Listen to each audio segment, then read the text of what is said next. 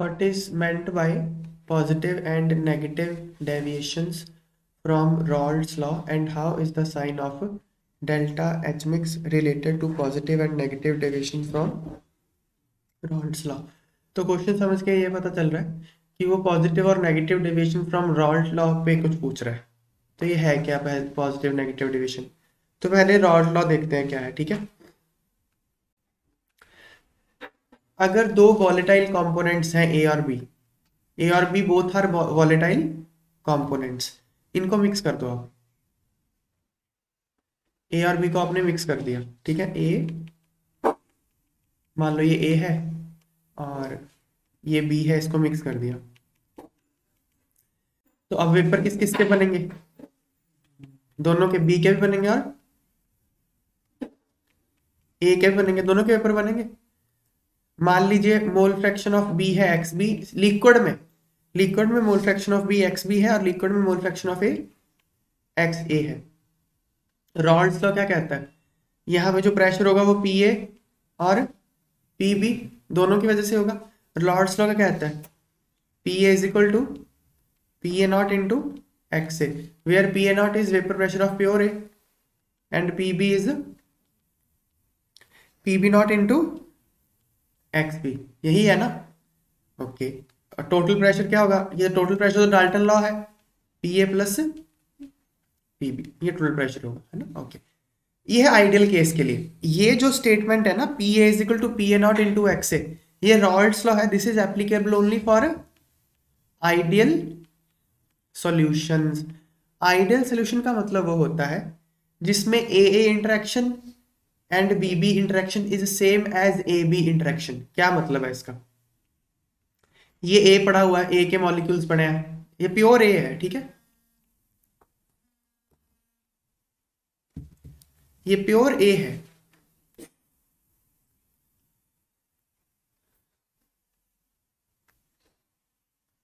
और ये क्या है? Pure B. अब ए और ए के मॉलिक्यूल आपस में कुछ इंटरेक्शन करेंगे ना, और बी के मॉलिक्यूल भी आपस में कुछ इंटरेक्शन करेंगे ना। जब आपने इन दोनों को मिक्स करके ये बना दिए ए प्लस बी, तो ए को पता नहीं चलना चाहिए कि मेरे बगल में ए बैठा है या बी बैठा है। समझ में आई बात? जैसे यहाँ पे कोई मॉलिक्यूल ए है, मॉलिक्यूल ए के बगल में कौन कौन होगा? सिर्फ ए होंगे। लेकिन यहाँ पे मॉलिक्यूल ए के बगल में कौन है? ए भी है और बी भी है, दोनों है ना मिक्सचर में। तो ए को पता ना चले कि मेरे आसपास ए है या बी है मिक्सचर में, तो उसको हम बोलेंगे आइडियल सॉल्यूशन। पता कैसे नहीं चलेगा? जब इंटरेक्शन सेम होंगे, ए इंटरेक्शन, बी इंटरेक्शन और ए बी इंटरेक्शन क्या हो? सेम हो, तो वो क्या होता है? Ideal solution. आइडियल सॉल्यूशन के लिए ये वाली स्टेटमेंट क्या होती है? एप्लीकेबल होती है। समझ में आ गई बात? लेकिन नॉन आइडियल सॉल्यूशन क्या होते हैं?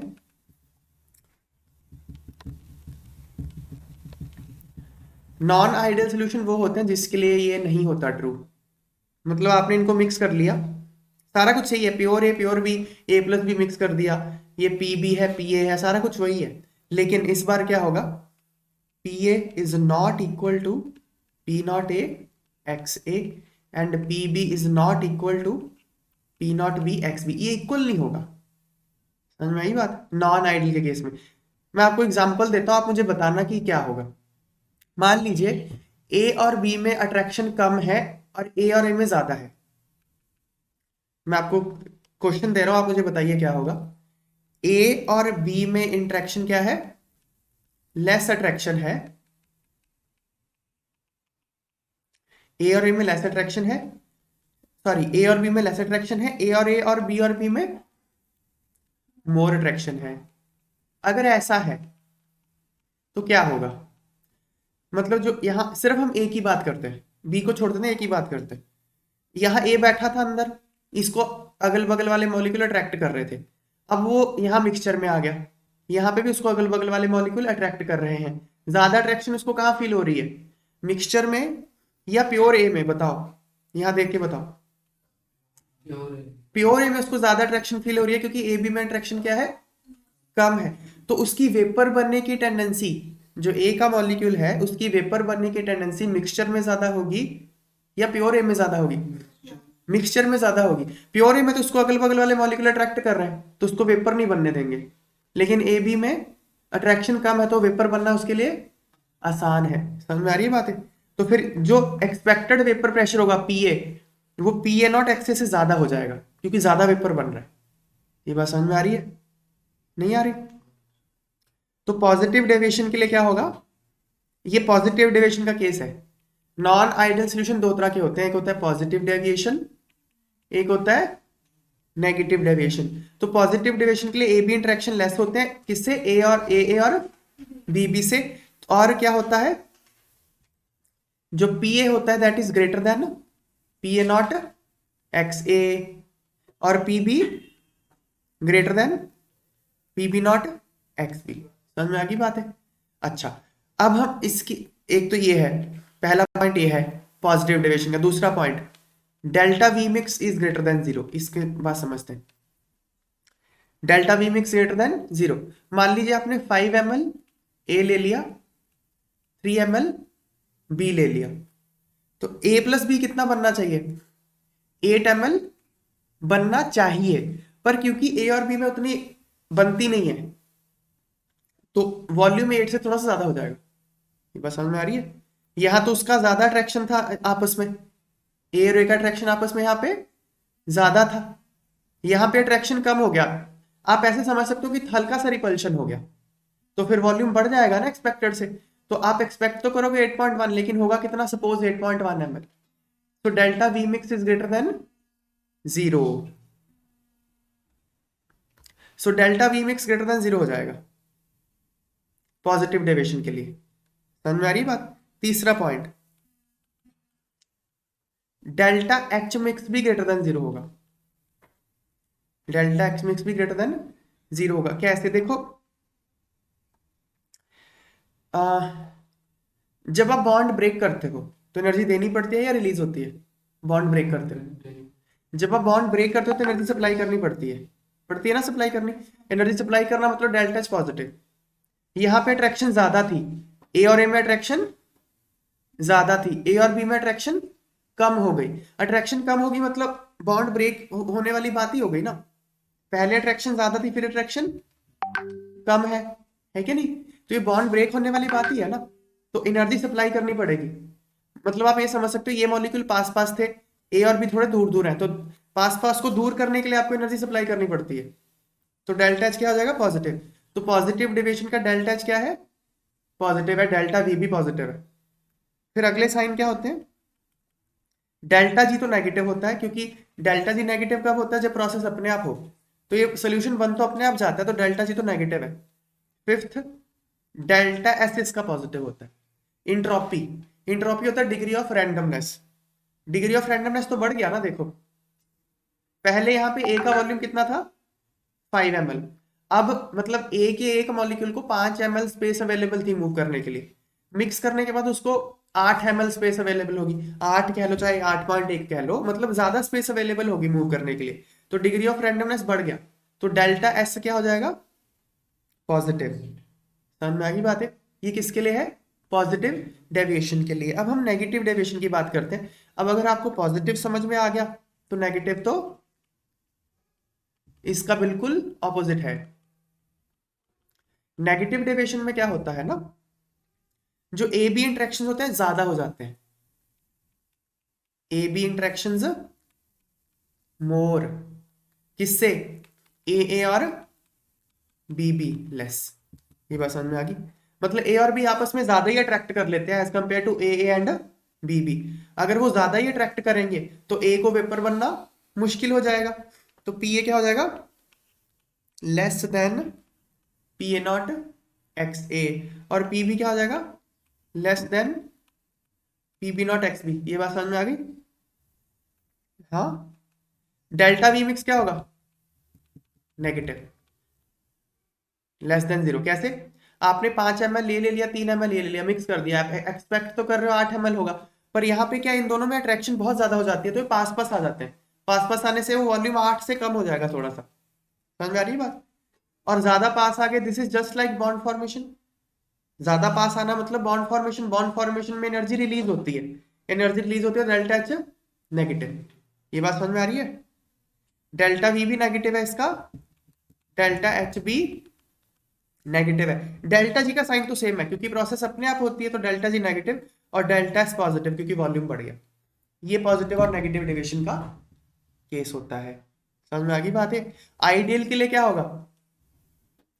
आइडियल के लिए ये तो इक्वल होंगे, ये जीरो होगा, ये जीरो होगा, ये तो सेम है आइडियल के लिए। ये दोनों चीजें आइडियल और नॉन आइडियल दोनों के लिए सेम है, डेल्टा जी और डेल्टा एच।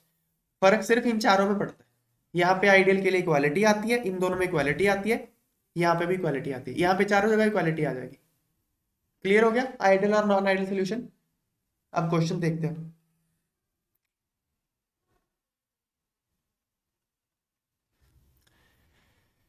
क्वेश्चन क्या था? पॉजिटिव और नेगेटिव डेविएशन का मतलब पूछा क्या, एक तो है ना, दूसरा क्या, पॉजिटिव और नेगेटिव के लिए डेल्टा एच का साइन पूछा है। तो देखते हैं। For a solution of two volatile components A and B, if intermolecular attractive forces between A B molecules are weaker than that between A and B B molecules, then vapor pressure of the solution is more than expected value as calculated by Raoult's law। समझ में आ गई बात है? अगर ए B interaction week है तो जो expected vapour pressure है by Raoult's law, actual vapour pressure उससे ज्यादा होगा। इसको बोलते हैं पॉजिटिव। इसका डेल्टा एच मिक्स क्या होता है? पॉजिटिव। अगर दो कंपोनेंट्स है ए और बी और उनमें इंटरमॉलिक्यूलर अट्रैक्शन जो है ए और बी में वो ज्यादा स्ट्रांग है ए और बी से, तो वेपर प्रेशर जो होगा वो क्या होगा? लेस होगा। इसको बोलते हैं नेगेटिव। डेल्टा एच उसका नेगेटिव। सिंपल सी बात है बिल्कुल। चलो अगला देखते हैं। What role does molecular interaction play in the solution of alcohol and water? ये बात आपको याद रखनी है। देखो, intermolecular attractive forces between water and alcohol is weaker than intermolecular attraction between water and alcohol molecule। ये बात याद रखना, वाटर और अल्कोहल का जो मिक्सचर है वो पॉजिटिव डेविएशन शो करता है। पॉजिटिव डेविएशन मतलब A B interactions are weaker than A and B B. ये याद रखना बात, वाटर और अल्कोहल पॉजिटिव डेविएशन शो करते हैं। तो अगर पॉजिटिव डेविएशन शो करेंगे तो क्या होगा? दस vapour pressure of solution is more than that expected bye Raoult's law. तो वेपर प्रेशर ज्यादा हो जाएगा। इसको क्या बोलते हैं?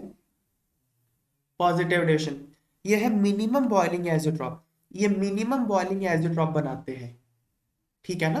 Minimum boiling azeotrope. देखो इनका बॉइलिंग पॉइंट कम हो जाएगा एक्सपेक्टेड वैल्यू से। कैसे बॉइलिंग कब होती है? जब किसी भी लिक्विड का वेपर प्रेशर एक्सटर्नल प्रेशर के इक्वल हो जाए तो बॉइलिंग होती है ना, है ना? लेकिन अगर आपका वेपर प्रेशर अपने आप ही बढ़ गया, देखो जो पॉजिटिव डेविएशन होते हैं उनका वेपर प्रेशर एक्सपेक्टेड वैल्यू से ज्यादा होता है ना? और बॉइलिंग कब होती है? जब किसी का वेपर प्रेशर एक्सटर्नल प्रेशर के इक्वल हो जाए। तो जब ऑटोमेटिकली उसका वेपर प्रेशर ज्यादा हो गया तो बॉइलिंग पॉइंट कम हो जाएगा। नहीं समझ में आई बात है? ठीक है ना, क्योंकि उसको 1 atm पहुंचने में कम एफर्ट लगेगा। किसी का मान लो वेपर प्रेशर है सपोज 35 टॉर, मान लो वाटर का पता नहीं, मुझे डाटा नहीं पता, ऐसे ही ले रहा हूं। मान लो कंपोनेंट ए है, उसका वेपर प्रेशर 35 टॉर है और उसको बॉयल करने के लिए उसको कितना वेपर प्रेशर करना पड़ेगा? 760 टॉर। 760 टॉर 1 atm होता है, तभी बॉयल होगा ना। अब मान लो उसका वेपर प्रेशर 35 टॉर है 25 डिग्री सेंटीग्रेड पे, रूम टेम्परेचर पे कंपोनेंट ए का वेपर प्रेशर कितना है? 35 टॉर। जब आप उसको हीट कर दो तो वेपर प्रेशर बढ़ता है। मान लो उसका बॉइलिंग पॉइंट 100 डिग्री सेंटीग्रेड है, तो 100 डिग्री सेंटीग्रेड पे उसका वेपर प्रेशर 760 हो जाएगा। अब मान लो उसमें आपने बी मिला दिया, बी के मिलाने से 25 डिग्री पे ही मान लो उसका 40 टॉर हो गया। आपने टेम्परेचर नहीं बढ़ाया, 25 डिग्री पे उसका वेपर प्रेशर 40 टॉर हो गया। अब आपको उसको 760 तक पहुंचाने में उतना हीट नहीं करना पड़ेगा, हो सकता है वो 98 डिग्री सेंटीग्रेड पे 760 हो जाए। ये बात समझ में आ रही है?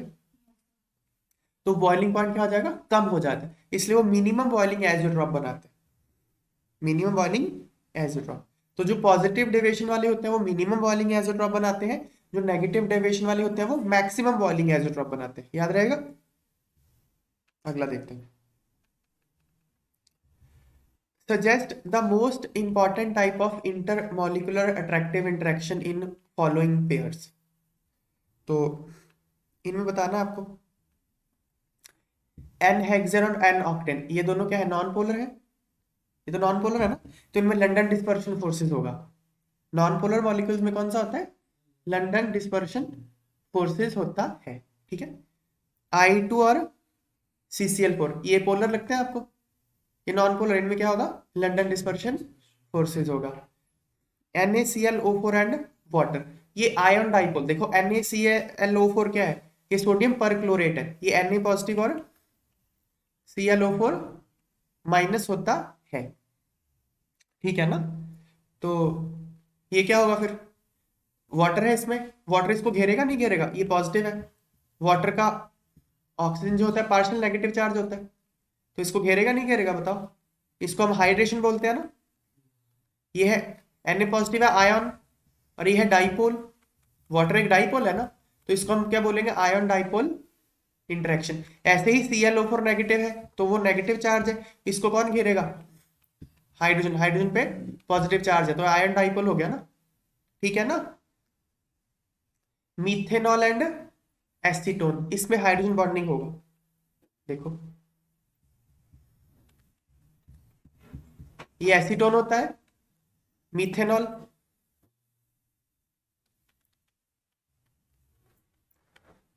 दिस इज मीथेनॉल, यहाँ H बॉन्डिंग हो जाएगा। हाइड्रोजन क्योंकि ऑक्सीजन के साथ कनेक्टेड है, तो H बॉन्डिंग कर सकता है, कब कब करता है H बॉन्डिंग हाइड्रोजन, जब हाइड्रोजन फ्लोरीन नाइट्रोजन या ऑक्सीजन के साथ कनेक्टेड होता है, तो यहाँ पे है ना कनेक्टेड ऑक्सीजन के साथ, तो इस वाले ऑक्सीजन के साथ ऐसे H बॉन्डिंग करेगा। H bonding is nothing but dipole dipole attraction, यहाँ पे पार्शियल पॉजिटिव चार्ज है, यहाँ पार्शियल नेगेटिव चार्ज है, तो इनमें डाइपोल डाइपोल अट्रैक्शन हो जाएगा।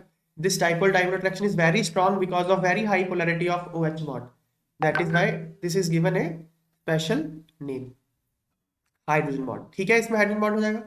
फिर है एसिटोनाइट्राइल एंड एसीटोन, अब इसमें हाइड्रोजन बॉन्डिंग नहीं करना आपको, देखो this is CH3 C triple bond N, ये पोलर मॉलिक्यूल है, यहाँ पार्शियल नेगेटिव यहाँ पार्शियल पॉजिटिव, और एसीटोन, एसीटोन भी पोलर मॉलिक्यूल है ना, है कि नहीं पोलर,